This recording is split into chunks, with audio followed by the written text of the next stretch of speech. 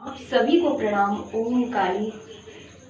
जानते हैं, एक बार की बात है, भगवान शिव महामुनि अगस्त से कहते हैं, महामुनि अगस्त पूछते हैं, हे भगवान शिव, ऐसा कोई मंत्र बताओ जिससे आप और जगदम्बा दोनों प्रसन्न हो एक साथ में, ऐसा कुछ बताइए।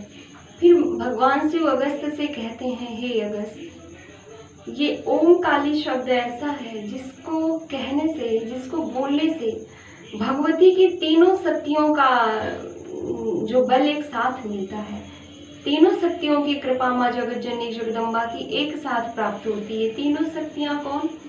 महालक्ष्मी, महाकाली, महासरस्वती। इन तीनों की शक्तियाँ एक साथ प्राप्त होती हैं।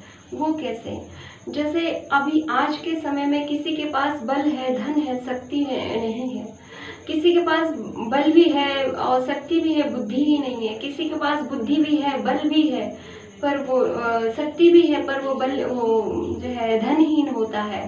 तीनों शक्तियाँ किसी किसी के पास होती हैं। जिसके पास तीनों शक्तियाँ होती हैं वो दुनिया में सर्वस्व सुखी होता है।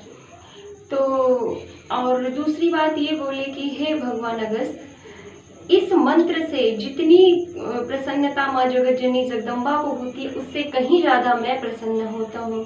इस नाम को जपने पर मेरी भी कृपा उसको उतनी ही मिलती है जितनी भगवती जगत जननी जगदम्बा को मिलती है। ये 9 दिन नवरात्रि सिर्फ माँ जगदम्बा के लिए है, लेकिन माँ भगवती कभी बिना शिव के नहीं रहती हैं। इसलिए इसमें भगवान शिव का भी ध्यान पूजन करना ज़रूरी है। हो सके तो करते ही रहना चाहिए। वैसे माँ जगदम्बा में ही सब समाहित हैं, लेकिन अगर जो इष्ट बनाकर इनकी पूजा नहीं करता उसे सभी देवताओं को प्रणाम कर लेना अनिवार्य होता है।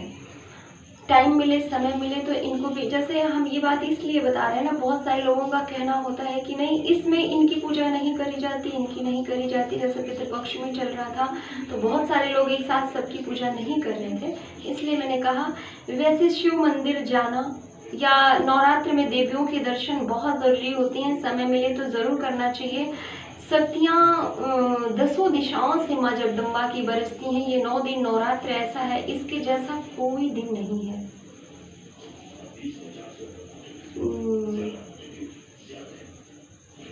फिलहाल आप सबको प्रणाम। फिर कुछ और बात लेके हम आपसे मिलेंगे। ओम काली। आप सबको प्रणाम। जगदम्बा की कृपा सदा बनी।